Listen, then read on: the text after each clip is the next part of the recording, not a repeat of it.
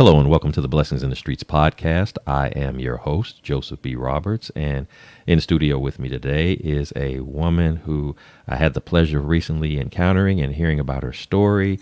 She is a visible representation of what resilience, what strength, what perseverance looks like, just a will to fight, and just most importantly, just a positive attitude about it all. It's just something that just makes her be who she is uniquely and as special as she is. And she's taken out some time out of her busy schedule to share with us a little bit about her journey and what it means to overcome adversity and just the challenges that come along with that. But again, just maintaining a positive attitude and a positive perspective in it all. So with that said, I would like to introduce to you, ladies and gentlemen, my guest today, Miss Jessica Armstead. Jessica, thank you so much for being with us today. Thank you for having me. Absolutely, absolutely. And so before we, of course, get into the thick of things with our talk for today, I would like you to take a moment to let everybody know a little bit about yourself, where you're from, what you do, and anything else that you'd like to just kind of share. Give them a taste of who Jessica Armstead is. Thank you. Again, my name is Jessica Armstead. I am from Dallas, Texas, but I currently live in Washington, D.C., because I'm a first year grad student at Howard University, Aw- majoring in social work. Awesome, awesome. And you just recently relocated, as I understand it, to Washington D.C. So has that been a Yes. big change for you, moving from the life in Dallas to the life in D.C.? How's that been for you so far? There's definitely adjustments. It is completely different from Dallas, and I'm still getting situated. If you can see the back, I don't have a couch yet, but it's fine. I'm still getting my house the way I want it. Hey, you can take your time with that. It's just, it's always exciting to enter into new environments. And of course, taking that leap into grad school, that's a great accomplishment in itself. So, so that I can only imagine that this is a very exciting time for you right now. So that's pretty cool. That's pretty cool. And again, we're gonna go a little bit into that and some other things about yourself. But thank you for sharing that. So of course, when we start talking about our journeys, our life journeys, our challenges, the things that we go through, you can't really tell the full scope of the story without starting from the beginnings, where it all originates. And so that's what we're going to do with you. So if you would, I'd like you to take a moment to just sort of reflect back to your days of growing up, that childhood experience. Here you are coming up in Dallas and in other places that you're going to share. If you would walk us through what was it like for you growing up, fond memories that you have about growing up, as well as if there was any specific challenges that may have come to mind, I should say, that you might have encountered. If you'd like to share any of that, please do. Just kind of give us a little bit more in depth background of what that upbringing was like for you. Thank you. I am a proud Navy baby. My father was in the Navy, and so that caused me to be born in California. We moved around a lot. Washington was one of the places he was stationed as well. And ultimately, we came to Dallas because that's where the majority of our family's from. I am the only girl in the baby, so I'm a little bit spoiled sometimes when it comes to certain things. We are a close knit family. All five of us are really close. I additionally have additional brothers and sisters due to my parents being remarried, and I'm close to them as well. I've always been active on campus. Student Government Association is my favorite thing. I was president in middle school, high school, community college, university level, and I'm currently running for a position here at Howard. Not president because it's my first year, but another position. Awesome, awesome. So again, you obviously have a passion, if you will, in government. I know it's at the student government level, but to even branch all the way back as far back as middle school, and for you to embark into a leadership role at that early of a stage, and take it into high school and into undergrad, and even now, as you said it, yes, you're not jumping into president, but we're just going to say just not yet. You're trying to Not give them. yet. You're not trying to give them too much of you too soon. But clearly, you have the experience in doing that. What was it about? Just out of curiosity, what was it about student government that has had your interest like that for such a long period of time? What was it about it that made you passionate and interested and wanted to be a part of that? Two things that make me interested about it. One is advocacy. I enjoy being a voice for those who may feel voiceless or unable to express themselves. So, being part of the Student Government Association, I talk to the student body as a whole. I listen to them. They're my constituents because, again, they voted for me. And I'm able to bring their concerns. I'm the bridge between them and faculty and staff, the presidents of schools and universities. And I'm able to give whatever their concerns, compliments, questions, suggestions. Advocacy is my thing. Like I enjoy which is part of social work, foster kids. So that was something that was instilled in me, something that I developed at a long early stage is just giving people a voice who may not feel like they have one. And also the second one is when I see change that needs to be done as president of Student Government Association, I have the privilege to be able to amend the Constitution and amend some rules and really say, hey, this is not working. And I understand it's in the code of conduct, but it's not advancing or it's not helping the way that you think it is. And again, circling back to social work, because everything that I do is the same goal. It may seem a lot of people are like, oh, you have your hands in too many baskets, but it never feels like that because everything I do is centered towards advocacy and children in the foster care system.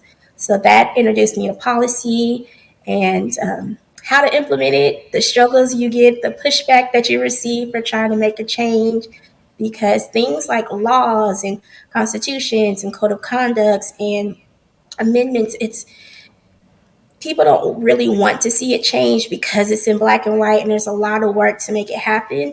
But if it's done for the right reason, if it's done for the people, that change is a beautiful thing. So policy is something that I'm into and advocacy. That is awesome. And I good thing that you are sharing that today because I think we, particularly as a matter of fact, people in your age group and maybe even younger, a lot of times don't see the value in things like voting and understanding the practices and policies and laws, whether we're talking about in our educational systems. That's been a big point of conversation lately, especially in a state like Texas. It's been really a big deal. And then, of course, when you look at it at the more grand level, when you start talking about Congress and laws that affect nationwide and at the federal level and things of that nature, and just understanding why your vote matters and why you should want to have some insight as to what's going on and how that impacts you and how it impacts other people. Because even to that, sometimes people, I'm only interested in what impacts me. What I like about what you said, though, is, yeah, I'm sure that there are some things about like I said, the policies and the laws and things of that nature that, yeah, there's an element of it that's self, benefiting, like, yeah, I want this for me because this is important to me. But then I also like that you have another layer to it where you're thinking about how others are impacted. And that is so important that we have that broad perspective where we're not just making it about us, but we're saying, you know what, there's some hurting people, the people that you stated are that don't have that voice, or maybe they have the voice, but they don't know how to use it. And so people like Correct. yourself stepping into positions like this at this early of a stage is critical to give those voiceless people the voice to be able to help them understand and interpret and to relate not only to them but also to the lawmakers, to the decision makers, why this change needs to happen, why we need to revisit this. I know this has always been the way we've done it, but maybe because of circumstances and situations changing, the dynamics of life changing, we may need to revisit this. We may need to revise this. We may even need to eliminate some stuff altogether because this is no longer applicable to what's going on Yeah. today. So valuable in what you're saying. And even as you were sharing that, I was just thinking about just even with my daughter. She's 15, and we just recently encouraged her to get involved in student government. And so I'm hoping that that's an experience that she will gravitate to and actually get to learn some of those same lessons and values that you spoke of. And I know myself, I didn't get involved in the student government until I made it into college.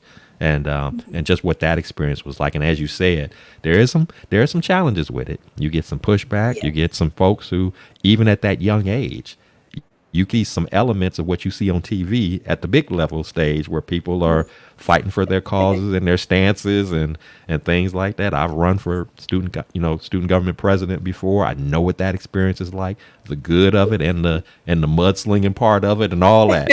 So it can be really intense. But I'm glad I had that experience because it really gave me a clearer perspective and understanding about the process and why it's so important. Even if you don't win all the races and the elections and the votes, just you having that say, being able to Yes. speak that message, so good stuff, good stuff. So when we're talking about again going through our journey of life, and the beginnings of it all, over time, and this is going to be more of a thing as you live longer, but you don't have to be an old person to experience it. There's going to come a point in life where you begin to encounter some challenges that hit a little different. You'll be faced with an obstacle. You'll be faced with a barrier that, maybe for the first time, or in a rare instance, you're actually questioning, how am I going to get through this? This is a little bit much. I'm usually good at bobbing and weaving and navigating through stuff and figuring it out. But this is different. And I'm not so sure. This weight is a little bit more burdensome for me. So, again, my first encounter with you was based on a situation just like that, a very powerful story that has garnished some big attention. Even at the local news levels, and abroad. So, if you would take us to that story of moment in your life where you were faced with an adversity that falls into the category of what I'm describing here, where this was a big one for me. I didn't know if I was going to make it. We know that the fact that you're here to tell the story today lets us know that you did. But nevertheless, please take us through that time and share with us what that journey was like, and what was ultimately the breakthrough moment for you to overcome the challenges that you were up against. Yes. So my moment, my challenge, I found myself homeless when I was in community college. There was a life situation that happened that caused me to lose my living situation. And that was traumatic in itself. Anytime you lose something like that, it's very traumatic, regardless of what the reasoning is, who it is that made it. It's not a fun feeling at all. And I try to consider myself upbeat and happy again, advocacy and trying to be an upright citizen and bring sunshine to the world. But I was in such a dark place at that moment, those months.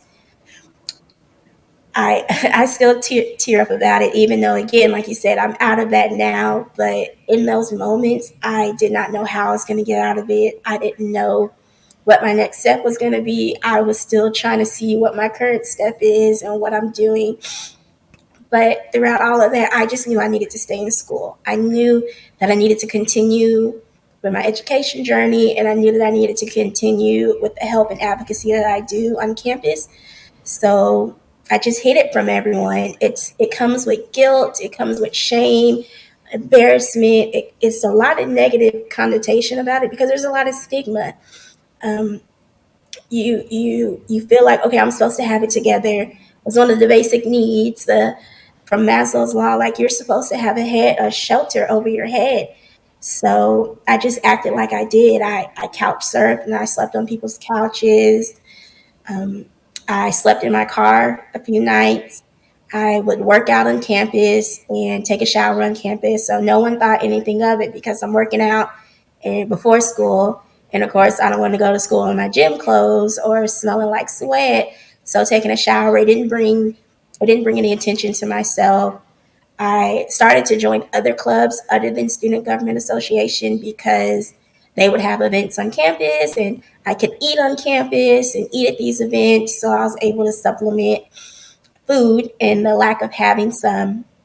And I did that for a few months, few weeks, few months, and it just became burdensome because I didn't tell people. People didn't know, and I'm still, helping people. I'm still advocating. I'm still being me and being the preppy me on campus and going to my car and crying or going over someone's house and crying. And then you have to rotate houses so no one thinks anything of it, hiding it. It just took a lot of work and energy, and it drained me each and every day. And then one day, my advisors were in a meeting, and I remember it vividly because the weekend was just super hard. I'm so sorry, my allergies are messing up. The weekends were super hard because I didn't have campus events. So Friday, Saturday, and Sunday, trying to get food was just a little bit harder. And I just felt so overwhelmed. So I went into a meeting with my advisors. There were three of them. And I walk in and go, hey, yeah, I don't think I can do anything that's going on with my clubs this weekend. I can't do any involvement. I am homeless and I'm trying to figure out my life. And I just walked out. Mm. And they're like, no, no, no, no, no. What you're not going to do is come in our meeting, say that, and walk out. So what's going on? And of course, tears were flying. And I'm just like, I hadn't told anyone that I'm homeless. And I've been dealing with this situation. And right now, I can't head these meetings. I can't go to extracurricular because I really need to figure out what I'm about to do. I need to figure out like my next steps. And I right now I'm just doing this by myself and I can't anymore. And so um, because they were more mother figures, they did scold me a little bit because they're like, there's no reason you should have went through this by yourself. As much as you help people, as much as you're there for people, why are you suffering like that?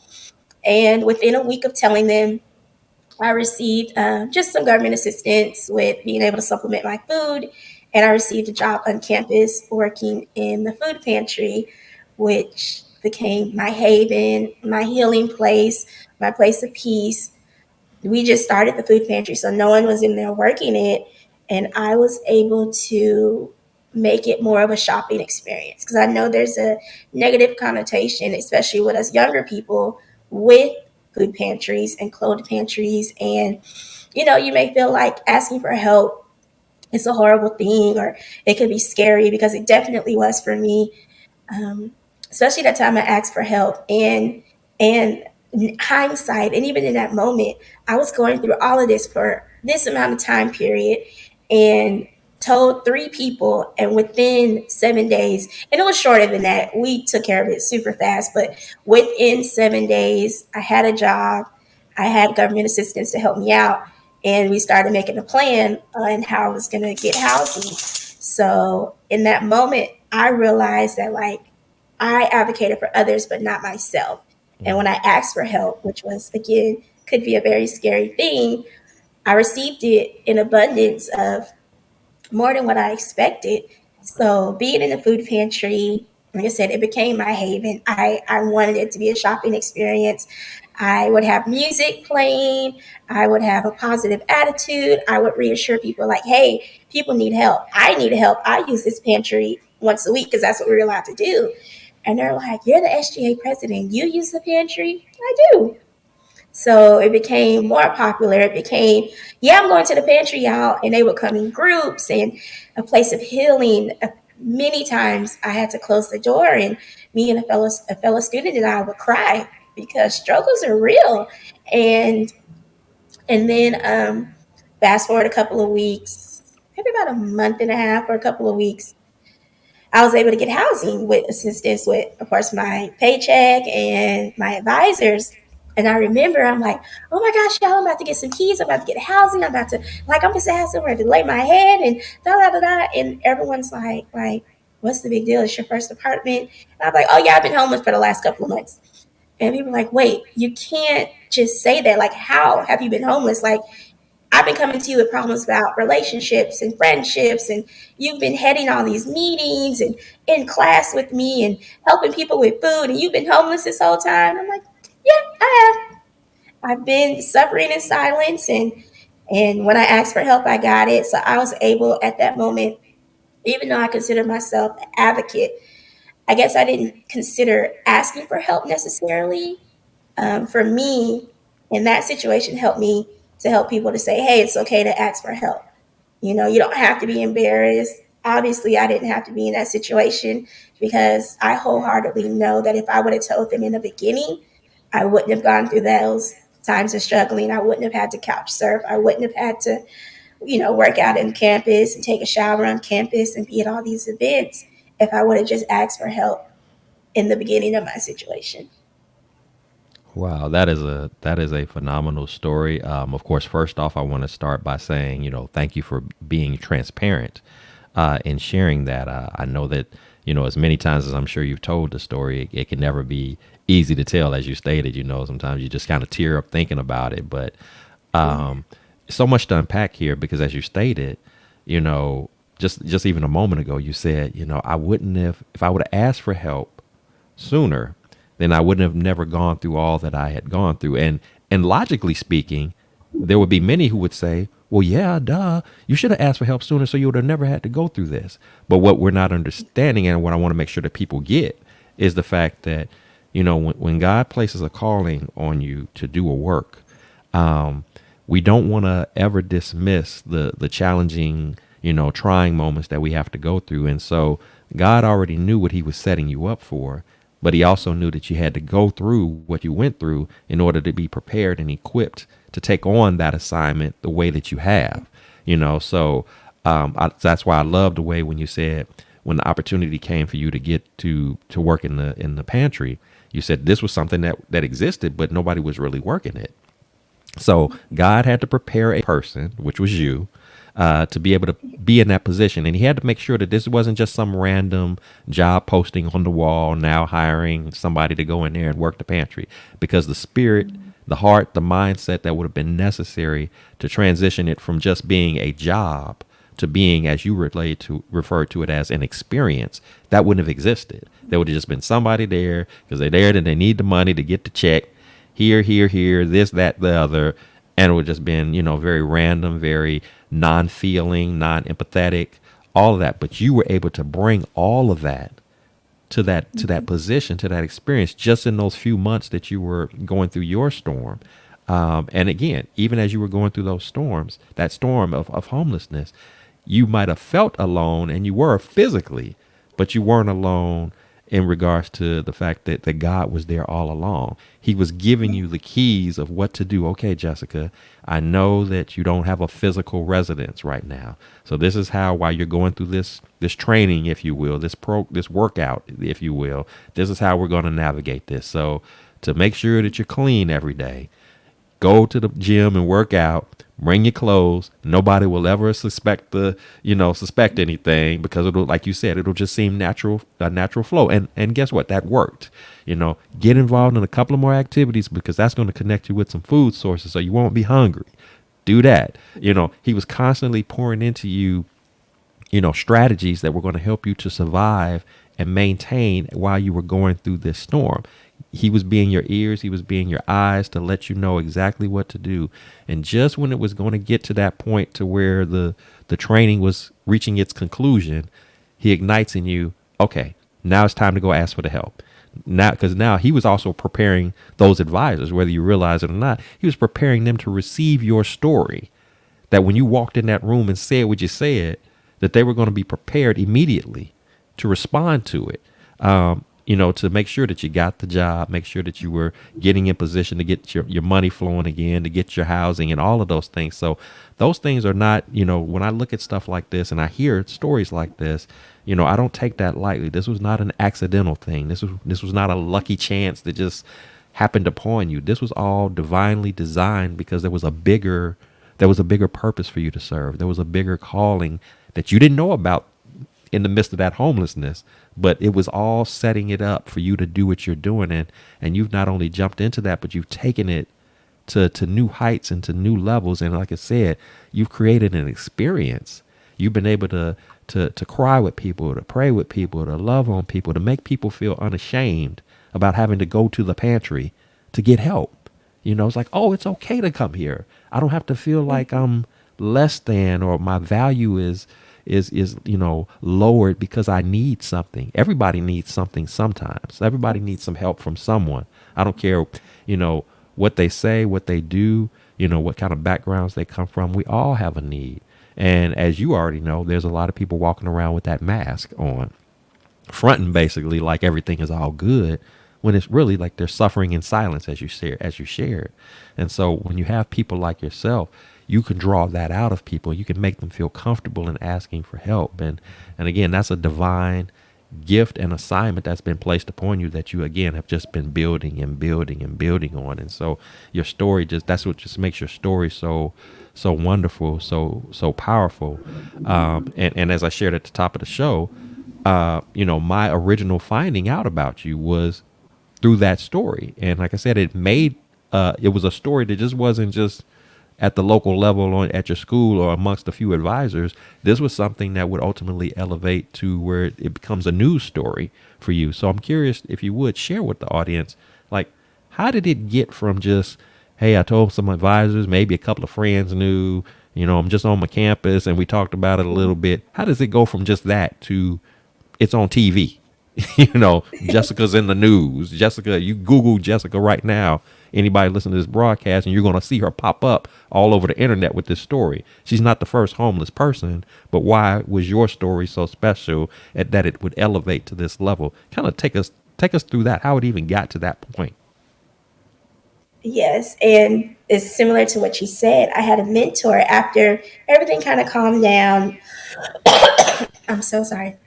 After everything kind of calmed down, and he called me to his office, he's like, "Hey, I know you want to work with foster kids. I know the population that you want to work with, and some of the things you're going to go through is not for you, it's for them. Because who are they going to listen to? Someone who knows the statistics about being homeless, or someone who was homeless, dealt with that, and they can say, look at me now." And some other examples he gave, and I was like, wow, this isn't my story. And if it's not mine, you have to be able to share it. So fast forward to working at being at University of North Texas at Dallas, I worked in the pantry there. I started that pantry just like I did at Mountain View. And my mentor there, I told him the story, and he's like, "How comfortable are you, telling the story to people?" And I was like, "I don't mind. It can help someone. It can be there." And he was very well respected on campus. So a lot of students would come to him when they were going through things, and he would text or call me and say, "Hey, is it okay if I send a student to you? They need to hear your story, or they need to connect with you on a particular level."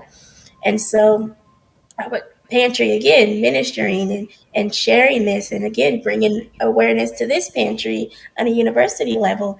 And at the end of the school year, he talked to me and he's like, "All the students who I've sent to you, they've come back and they've talked to me this, that, and the third. And I know you're leaving. Is there a way we can make this story stay to where your legacy is still on campus and people can still see this and students can still relate?" And I was like, "Yeah, I don't mind sharing." And it was just on our school website, and I didn't mind sharing the story with the school website. And then Mountain View was like, "Hey, this started here, so we're going to share your story too." And it was their aspect was life struggles happened. You can still persevere. You can get help. It's never too late to correct it or keep going, keep pushing. And then after that, a few local news stories picked it up. I would, and it was funny because I wouldn't even know that someone picked it up. They just took bits and pieces from the interview, and then someone's tagging me. They're like, "Hey, look, here you are on this," and I'm like, "Oh wow!" Like I didn't know that I was going to be on there. That's pretty cool.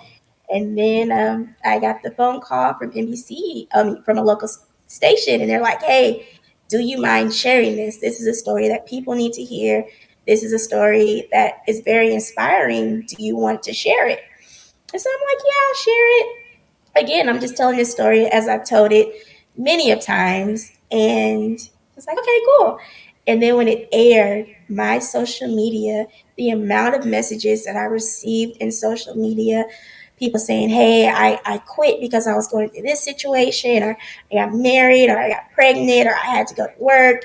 And your story inspired me to go back." And a lot of them were school, but some of them were their dream jobs, or just all types of situations that they gave up on because they were going through a patch in life and felt as though, oh, I can't do both of these at the same time. And so many people were like, "Your story was inspiring. I really needed to hear that. This was the perfect time." And to me, I'm just sharing a life event, not realizing that it's going to inspire people, and the domino effect it had in the Dallas Fort Worth area. And I don't know where else it's gone, but I just feel like somebody saw and thought that it needed to be shared, my mentor, and then from there it just kept getting shared. That is awesome. That is awesome. But again, that's just how God is. He'll take what feels like misery to you and he'll turn it into ministry. And that's what he did for you. I mean, you went to a pantry working, getting a pantry up and rolling that had been inactive at one school. Then you transfer to another school and you recreate it there and do it at a much larger level. And then it's now impacting people to the point where and this is key to understand that you never know who's watching you, who's paying attention to what you're doing, and then for you to have a well respected mentor, person at school to say, I like what you're doing. I want to send people to you just to hear your story, and then, oh, let's elevate this thing even more. Let's get it. This story needs to be made even bigger and bigger and bigger, and just the lives that you're impacting. Some people that you've met that you're impacting, some that you may never meet. You may never know their faces or their names, but they saw your story. Like I said, Google you. I don't know the last time you Googled yourself, but you all over the internet, for the right reasons. And that's a wonderful thing. I mean, just from something that was a dark and painful moment in your life, and to just think how it's just blossomed into blessings after blessings after blessings. And that's what it's all about, is understanding that when we go through what we go through, even when it doesn't feel good, even when it's not convenient and comfortable. Yeah, it's natural. It's a natural human reaction for us to feel some kind of way about it. But what we don't want to do is we don't want to be so negative thinking in regards to that. We don't want to be so dismissive of it and wishing that it never happened, because if it's happening, if it's come down our street, then God has allowed for it to come down our street. And we know, if you know anything about him, you know that he wouldn't allow something like that to come down your street if it was, meant to hurt or to harm or to destroy. But if he's letting that come through it, he's setting you up for something, and it's something good. It's something meaningful. It's something impactful. It's something game changing. And that's exactly what he did in your regards. He took you through a storm, and he just turned that into something special, something phenomenal that, as your school told you, you've left a legacy. You've graduated from there, but your story is still remains, and it will continue to remain, and its power and its impact and its influence, because you know what it's like. And I've been out of college for a minute, but I still know what it's like to go through my own struggles in college, and know of other people going through struggles like that. So to be able to, to know of stories like yours existing, to just, if nothing more, to just be a source of encouragement, to let you know that nothing is too difficult that you can't get through, that you can't work through.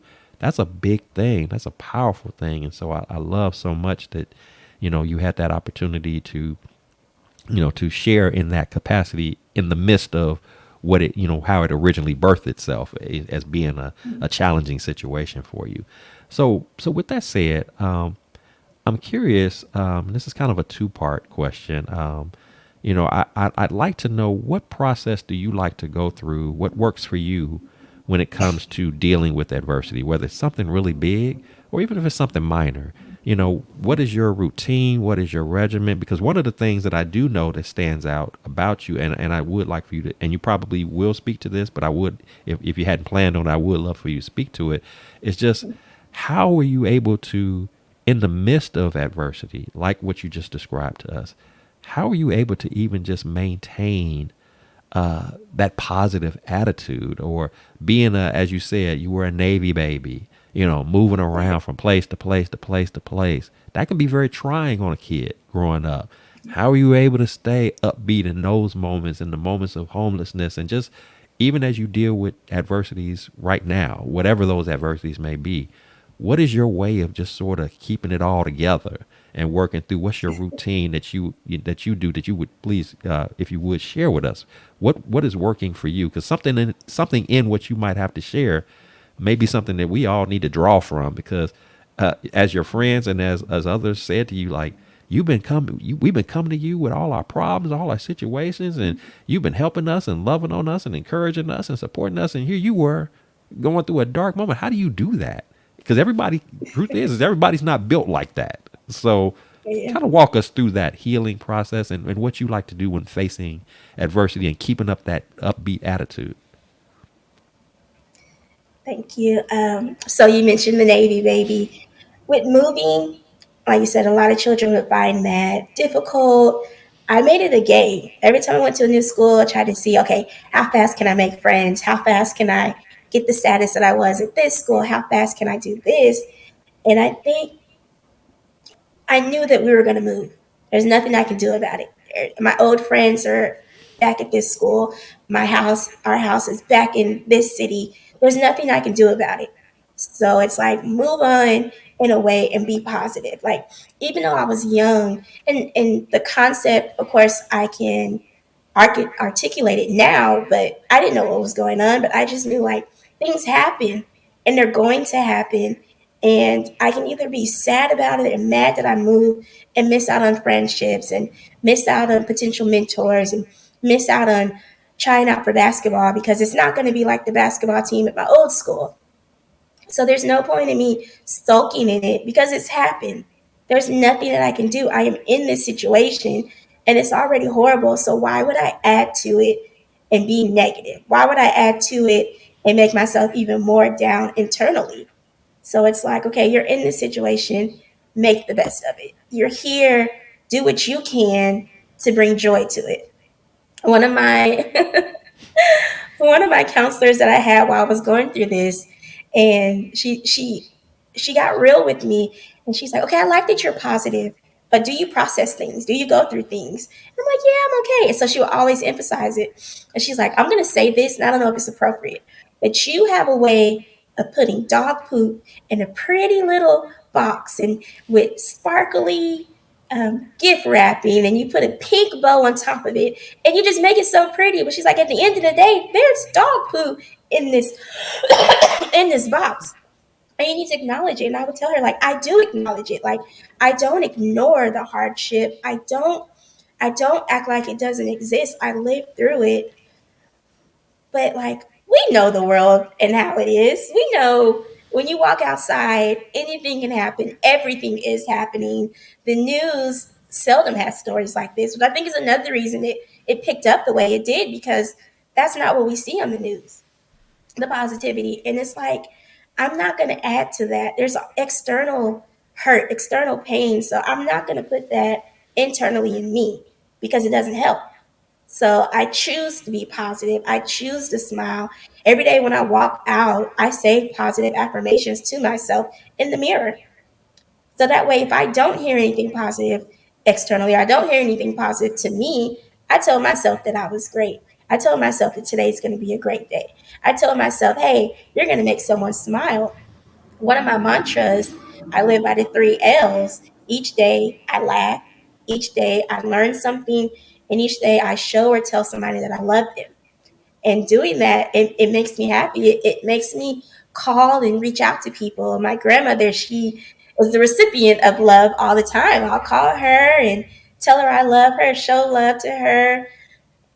My nephew, my little sisters, they're recipients of that, because it's like, why go through a day without that? You don't want to waste it. There's so many people who didn't wake up. So I'm going to make the best of it. All the things, yeah, I was homeless, but I could have been without a car. I didn't sleep outside one time. So yeah, I didn't have a house, but I had a car. Yeah, I didn't have a house, but I had friends who had houses. You know, as horrible as our situation's in, there's a but, or there's an and, you know, and you have to find it. And sometimes finding it is fun because you're like, oh, woe is me.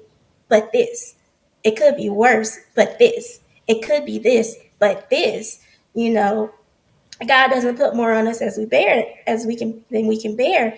And it's easy to say that. It's easy to say, weeping may endure for the night, but joy comes in the morning. But you have to have faith and go through that. Joy comes in the morning because you didn't give up.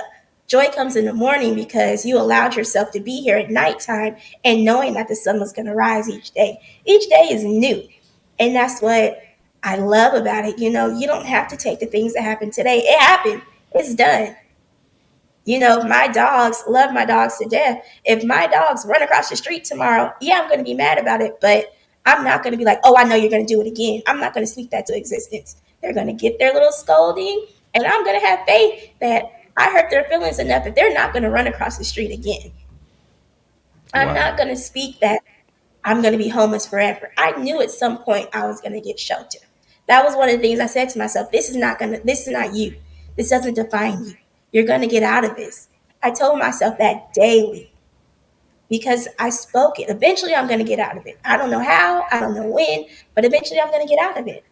In addition to the affirmations that I give myself every morning, I have a playlist that I listen to every morning. It's about 32 minutes, and it's just affirmation songs. It's mixed with Encourage yourself is one of them. When Jesus says yes, nobody can say no. And I am not my hair. It's just each song means something to me. It's showing that like my hair may not be done this time, but that doesn't define me. I may not have the best clothes, but that doesn't define me. My insides define me. I also ground. And all that means is just I take my shoes off, I put my feet in the grass, and just realize that like all of this, it doesn't matter. It slows down. It slows me down. I get to hear the birds. I hear cars. I see the bees. It just slows me down for that moment to breathe and listen and say, okay, this is a great day. This is a beautiful day. I feel the sun. I hear the birds. Everything is continuing to going. So life is going to keep going. It doesn't matter what you're going through. Life is going to keep going. It just depends on how you want to live it, how you want to get out of something. And then I just enjoy being positive.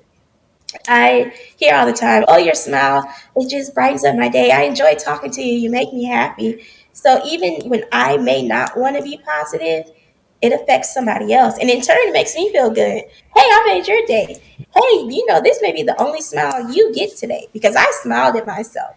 I gave myself an affirmation, so I'm okay. But maybe you don't know to do that, or maybe you don't get that, or maybe you're not a place where you can do that. So I can give you an affirmation or I can make you smile.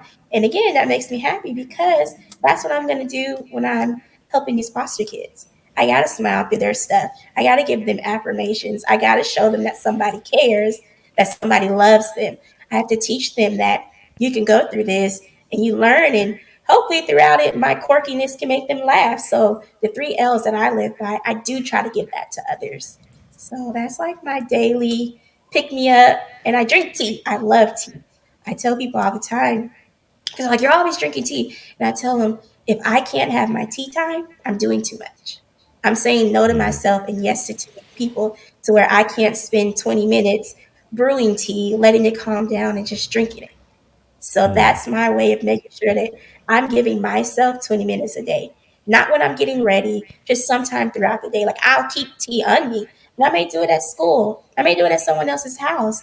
I may do it on the way home, but drinking tea is my daily way of giving myself 20 uninterrupted minutes. wow, wow, wow. I just love that. I just love the attitude and just your perspective on it all. And it's so important that people understand this. I mean, you don't allow yourself to worry about that which you can't control. That is so major. So oftentimes, and I've even been guilty of it in my lifetime, where you get to lingering on that which you can't control, and you start creating all these thoughts in your head about how it's going to turn out. It's going to be this, it's going to be that, and much of that is just make believe stuff that we're creating in our minds and in our hearts, and that creates worry and stress and frustration. And for what? How did that benefit you spending all that energy, all that time into that negative way of thinking when, you have so much more to live for, so much more to put your heart and your soul and your mind into. And then just how you talk through your homelessness. You say, yeah, I was homeless, but I had shelter. It was my car. It wasn't the ideal thing, but I wasn't on the street because as we know, and of course you being, coming from Dallas, I mean, that is a very huge thing here. Homelessness is just it's just sad. I guess it's the best way I can say it. When I take the train in to work, if it's a work day for me, and I've talked about this, like half the train car is homeless people, because they're just trying to find some shelter to stay out of in this time of the year, to stay out of the blaze and scorching heat. You didn't have to go through that. You weren't walking around without shoes on your feet. When you have shoes off your feet, you're choosing to do that because you purposely have taken them off your feet to stand in the grass and feel, not because you didn't have any. You had access to things that that we kind of take for granted as our basic needs. That's going to always be there. So God was making ways for you, and so I just love that positive approach, and I just love the fact that it's clear that you don't wait until stuff happens before you start preparing for the storm. By you having a daily, routine with your affirmations and your playlist and and just everything and your tea. It seems so simplistic, but if I don't have my tea, I'm doing too much. If I don't have my tea, it's not going to be a good day. And what that said to me, that it's really bigger than the tea. If I don't take a moment out to exercise some self care for me, some personal me time, even if it's just the 20 minutes of sipping on my tea, then I'm doing too much. I'm neglecting myself in some way. And so, we need more of that. We need to identify for ourselves what's going to be our tea. It may not be the literal cup of tea, but it may be, time that we take aside in prayer and meditation. It may be taking that walk. It may be, like for me, I know I look forward to walking the dog in the morning. I know it's a responsibility that I have, so it doesn't do anything in the house, but it's also my time, as you talked about, to just have that calm, that quiet, because it's still dark. It's not quite sunrise yet, and like you said, but you can still, the birds are up, and the sky is out there, and like this morning, it was a nice, comfortable breeze, and so you can just really get into your thoughts and just clear your head and just breathe and just release, and so we don't understand it, for those of us who are not doing those type of things, we don't understand the value in that, but you got to have that, to just sort of ground yourself and just get your mind and your space and everything else right with you, because with the storms, they come unannounced. With the storms, we don't know what level of intensity that storm is going to be. It's not like we have the weatherman to tell us about our personal storms. He or she can only tell us Yeah. about the physical storms, but not that today you're going to hear about a death in the family, or that today you're going to hear about a job loss, or today you're going to get a diagnosis about your health that you weren't expecting. We're not able to predict those things in advance, but if there is a way for us to armor up, to prepare ourselves so that when these moments do hit, they don't consume us. They don't just totally, knock us off of our feet. We have an opportunity to hear the news, to receive the hit and take it. We're able to, of course, we're going to have our moment to process, because we gotta, whatever that is, the cry, the yell, the pound on the table, whatever that is. But then we're able to, with a clear head, work through that thing and do it with a positive outlook and a positive perspective, understanding that, hey, I couldn't control this. It is what it is, but I don't have to stay stuck here. I can navigate my way through this situation, through this challenge. It's not going to defeat me. It's not going to take me out. In fact, I'm going to take, I'm going to take this again, this misery, this dark moment, this painful moment. I'm going to make something positive out of it. And it's going to not only bless me, but in fact, I'm going to look for ways to bless other people. I like your three L's, that you know, if I can put a smile on somebody's face today, if I can be a difference maker in somebody's life, and then with the work that God has put on your heart, it's important for you to just have that positive mindset, because I'm trying to help foster kids, or other people without voices, and other people who are in dark spaces. How am I gonna help them if I'm walking around moping and Yeah. dragging and looking like down, or I don't have there's no excitement, no upbeat, no anything, no energy. How am I supposed to meet them in their midst of their pains and their struggles? How am I supposed to impact that in a positive way if I'm not looking like I'm feeling that life is anything worth living or anything of that nature? So that's beautiful stuff that you do, and I love this. Just love the process. And while we don't have to, that's what works for you. But for anybody who doesn't have that routine, that's listening to this, please take what Jessica is saying and make it your own. Make something that works for you, that offers that same impact, because we all need that. And even if you have a routine, you might want to tweak it a little bit, just from some of the stuff that she shared, because it's really good stuff, and it's just a great way of living life each and every day to the fullest, regardless of what's going on, what's happening, what's around you. That's just big. That's just really big, and I'm glad you shared that. So Thank you. I'm going to interrupt you real quick, no, go ahead. based on the things. So I don't want anyone to think that, oh my gosh, she's always positive, because I have people who unfortunately do not receive that and don't like it and think that is fake. I have my woe is me moments, but I know to get out of it. Mm-hmm. Of course, during homelessness, I had my moments where all I did was cry for an hour straight, but I got out of it. Um, and something else he touched on about faith. My grandmother, I love my grandmother so much. Everyone would ask me, "Hey, do you know where you're staying in DC?" I had no clue. I wasn't even stressed about it. I'm packing. My grandma's like, "You're packing and you don't know where you're staying?" I said, "No, I don't know where I'm staying, but God does." And I'll be packing, and she She would talk to family members, and like, I didn't realize how much faith she had. She is packing. She knows she has to be down there in August. School starts on the 21st. Orientation starts on the 14th. And she doesn't know where she's staying. I didn't know where I was staying until the end of July. Hmm. I'm just like, I just know I got to pack. I know I have to get down there. I know this is where he wants me to be. So I know something's going to happen. I had no clue. And when I tell you, these apartments are perfect for so many reasons. I even have a classmate in these apartments. So at nighttime, I don't have to walk to my car by myself because we have the same schedule. Hmm. On top there's a sunroof, so I can we have a lounge up top, so I can ground upstairs and I don't even have to leave. Like, there's a dog park. They don't charge dog fees because y'all know Washington DC is different price than Texas. Mm-hmm. So even that, like, everything about this apartment, I feel like is designed for me because this is where he wanted me to be. These apartments, I booked sight unseen. There were so many that I saw and I visited. I'm like, I want these. This is where I want to be. I like this. It's across the street from the mall. But for whatever reason, I didn't need to be in those apartments. These are the apartments I needed to be in, and he ordered these steps. Mm-hmm. So for months, I'm just packing up and saying I got to go to Howard. I don't know how I'm going to get there. I mean, I don't know that part. I didn't know how I was going to get here either. But there's another classmate who lives in Houston. We ended up sharing the moving truck. So just Mm. all of this is like, I didn't know, but he's going to make a way. I didn't apply for any other grad school except for Howard.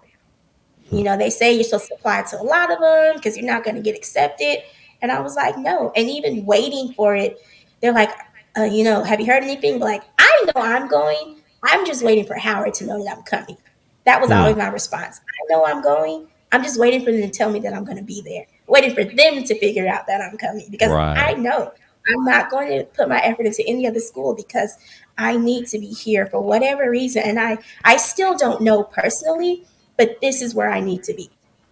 So when you talked about like having that faith, I tell people all the time, people pray for rain, but are you bringing an umbrella with you every day until it rains? Mm. Or you just want the rain to come? Are you doing what you have to do to prepare for the rain? Or are you praying for the rain and when it comes, you're stuck and you're getting wet? Now, you're supposed to pray for something and bring that umbrella with you every day. So when it does rain, you're prepared and you have what you need to do, praying for the thing that you want. So when you said that about faith, I just wanted to throw that in there. Oh, absolutely, and I'm glad you did. I mean, even your final illustration about the umbrella.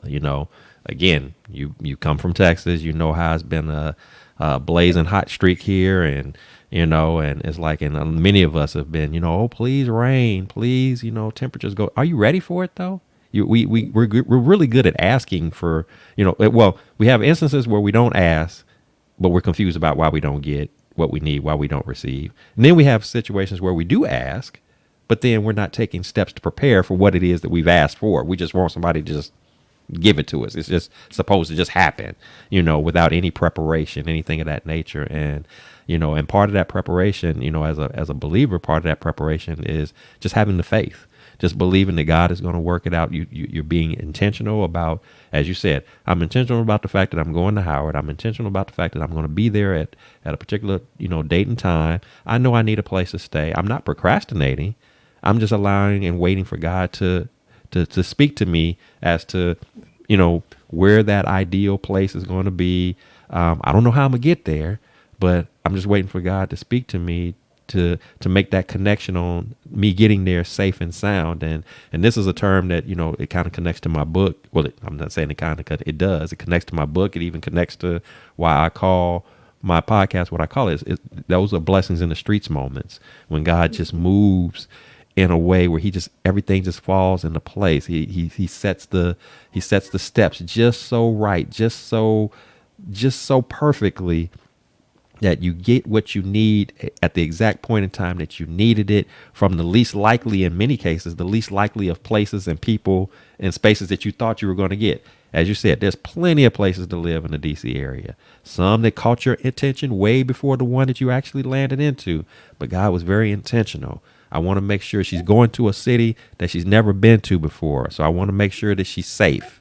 So I'm going to put her in a place where she has a familiar face around her, a classmate that is going to have the ability to walk with her if she needs to get to the car or navigate from place to place. She doesn't feel like she's completely alone in an unsafe environment. I want to make sure that her fur babies that she loves so much has a place that she can walk them in. We know that she loves to take that time out to be grounded and take those shoes off. I'm gonna create a place for her to do that, safe and sound. All of that is just laid out perfectly. And again, not by accident, not by chance. You didn't just luck up on it. It was divinely designed for that. You weren't even stressed about when Howard was gonna reach. I'm just waiting on them to notify me that they understand that I'm on my way. It's just like I'm not worried about if I'm getting. I already know I'm in. Have you got the acceptance? Yeah. Nope. I already know I'm accepted. Then I'm just letting. I'm just waiting for them to confirm to Yes. RSVP with me that they know Yeah. I'm coming. I love that, and that's just an approach. That's just a mindset that we, you know, all across the board. We just need to do more of that in our lives and just trusting in and following God's lead. And that's why it's so important to have that relationship.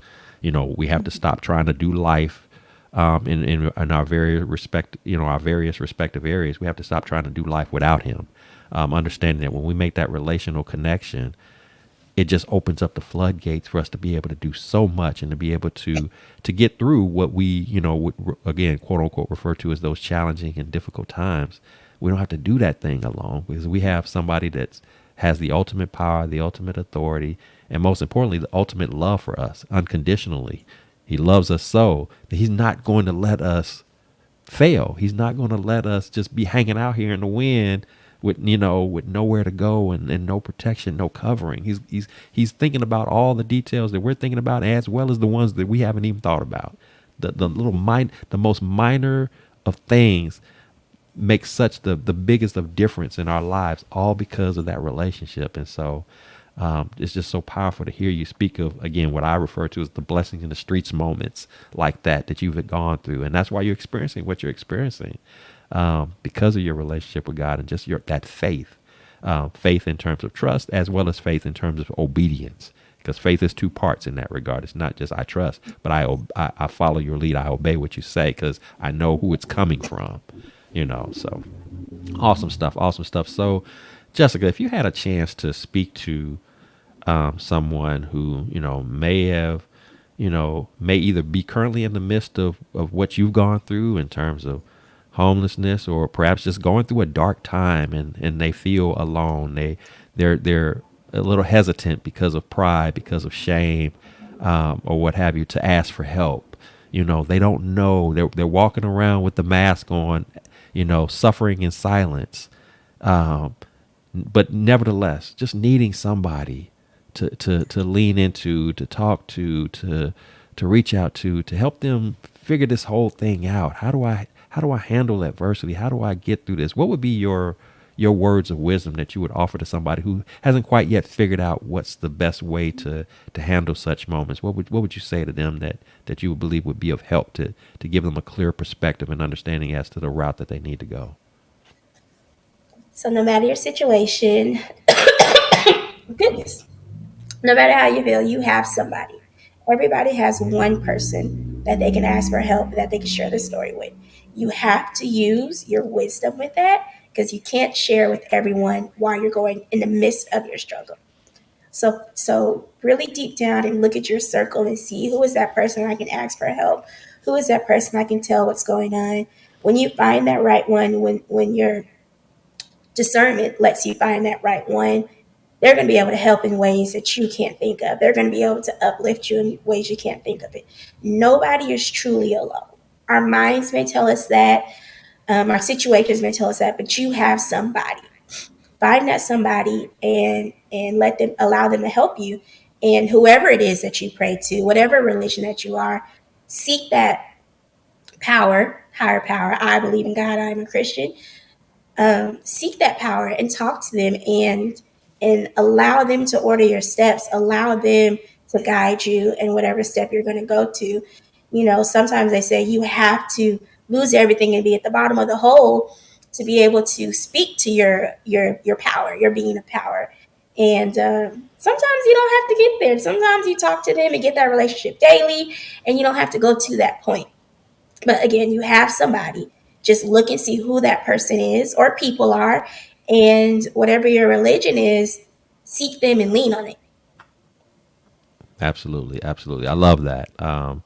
Again, ask for help. You're not alone. There's always somebody out there that God has positioned to be in the midst, and that somebody could be a person that you know, or it could just be a total stranger that you just maybe just know their name. But God positions people in your life to be that source, that connection. Now, of course, He's the ultimate source. He's the ultimate one that you Yes. want to call upon, to speak to be in relationship with. But he puts people around us. That's why you shouldn't shy away from asking for help, whether it's from services that are out there, or even if you've gone through traumatic experiences and you're in need of therapy. God can position people who are not only skilled at that particular task, but they're skilled from the standpoint that they'll speak to you from a godly perspective. Because that even to that's different, and that's why I love what you said about understand that there are people out there that are there to help you, but also understand by way of your discernment that you can't talk to just anybody. You can't tell everybody what's going on. Because again, everybody doesn't mean you well as everybody's just simply not equipped to Yes. receive what you're dealing with. They may not need to know what you're dealing with until after you've gotten through it. That it may be a different stage in the process that before they need to know. And then others, you may not need to say anything at all. They just need to see it in action. Yes. Sometimes the best testimony is just from the words that weren't said, but in the walk, and in the Yes. in the visual. Some people they don't believe it until they see it, and what better way to show how when you rely upon God, when you depend upon Him to get you through both the good and the challenging times, for to be a witness, whether it be a verbal witness or a visual witness to others who may not believe, who may not understand, but when they see that glow on you, when they see that what I like to call that godly swag about you, that just says that I'm covered, I'm protected, I'm loved, I'm cherished, I am protected by the one, the Yes. only one who's able to do what He's able to do. So that's a beautiful thing. And you never know. You could be reaching people who never believed prior until they saw your living example of that, your faith, your testimonies, your trust, your obedience. It was until they had to see that in order to see the light, to understand, okay, you know what? Maybe I need to try some of what she's doing. I know I was against it. I know I was a naysayer, but she's making me, see it a little bit differently. She's giving me some hope that maybe I need to reconsider this way of life. So good stuff. Good stuff. So before I let you go, if you would, I do want to take an opportunity, of course, to celebrate you, to love on you, to affirm you, or anything of that, anything of the like. So if you have anything exciting that's coming up or that you're working on, I know you're starting off in grad school. That's a big move. But if there's anything, whether it's that or other stuff that you got going on, please share that with us so we can again just celebrate you and just love on you. So, of course, Howard, I'm excited about what's going to happen. We're in week 3 now, starting week 3 today. I'm just excited. I have been blessed with the best professors, the best classmates. Even though there's a cohort of like 78 of us, my classmates in the topics and the subjects we're in are amazing. So I'm just thankful for Howard right now. That is my everything. This weekend, actually, I'm coming back to Dallas for the first time. I am a host committee member for the Women's Leadership Summit. So I'm excited about that and mingling and networking with women in Dallas. Actually, it's not just Dallas. Ladies come from all over. So I'm excited for that opportunity. And I'm gonna step out of screen real quick to show y'all my book. Sorry, I should have had it Absolutely. ready. No problem. No problem.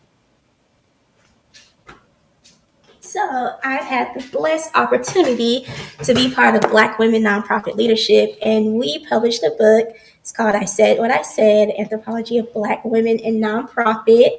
You can find it on Amazon. We were actually a number 1 seller in many categories when the book came out, and it is an amazing story.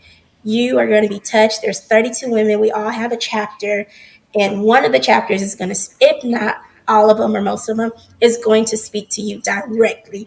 Even if you're not a Black woman in nonprofit, this book has blessed me. I have read it so many times. I've cried, but part of it is because I know the women. I'm not sure if you will cry when you're reading it, but this book, I guarantee you, will bless you at some point. It's an amazing book. And I'm kind of biased. Like, I love my chapters. So, chapter 15 is probably one of the best ones. No, I'm just kidding, but they're all amazing. So, That is and I wonderful. think, I think that's all I have going on right now that Well, I can think of at least. that's big in itself. So we're not going to even minimize that. Again, ladies and gentlemen, I said what I said. Please Yes. check that book out and continue to follow the journey of Jessica here because she's not done yet. We know she's just starting off in grad school, but she's already given you just in this short time that she's been with us, she's already given you a good taste of what she's all about and where she's headed. So the news stories, the headlines, the works, they're not going to stop anytime soon. And so, we're of course we're all blessed to have had you today on the show. I know I've been blessed by your story, and I'm sure anybody's had an opportunity they'll have the opportunity to listen to your story is going to be blessed. And so many lives that you're changing, so many lives that you're impacting. Just with all that you've done and all that you've been through is just a wonderful testimony to who you are and just how God is using you. And that would be my prayer for you that you just continue to stay open and allowing God to use you more and more and more. Don't stop. Keep fighting that good fight. Just keep doing your thing because this is not an accident. You are not an accident. You were divinely appointed to do the works that you're doing, and I'm just excited and looking forward to bigger and better things that are going to come from you. And of course, keep in mind that you will always have an open invite to be back on the podcast to check up with you and see what's happening now and discuss, key topics that we need to discuss to further empower and encourage and uplift people, because this is what it's all about. This is why I'm doing what I do with the podcast. And this is why I bring people like yourself onto the show. And I'm just thankful that God led me to come across you. Again, wasn't by accident. I was supposed to come across you. I was supposed to see your story, and I was supposed to reach out to you right away, as I did. As soon as I saw that story, I immediately got on my phone. Let me check out this Jessica Armstead. Hopefully, she won't think I'm just some random guy in her DMs, and she will get on the show and tell her story, because this story has to be told. And I'm so thankful that we had the pleasure of actually being on the show and meeting. And we will definitely be staying in touch. And again, I'm just excited for you, everything that you're doing and just how God is moving in your life. It's just been a blessing. And so thank you so much for taking the time out to be with us today. And for my listeners, if you've enjoyed the content on the show today, please subscribe, please like, please comment, please share. Don't hold this to yourself. People need to hear these stories, like Jessica's. It's a wonderful story. And again, here at the Blessings in the Streets podcast, that's what we're all about, is again, uplifting, encouraging, empowering, just reminding you that no matter what challenges that you're up against, no matter what storms in life come your way, there is a way for you to persevere and make your way through. It doesn't have to be the ending of your story. You don't have to stay stuck in the midst of those storms. There is a way to have that positive outlook and perspective on life, and just use those moments to grow, to develop, to become stronger, to become more wiser, to be used in a mighty and powerful way. It is not by accident that you go through what you go through, but it's not the end of the world either.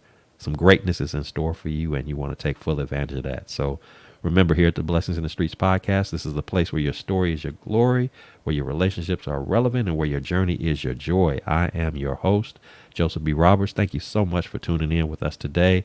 And until next time, God bless. Keep fighting that good fight.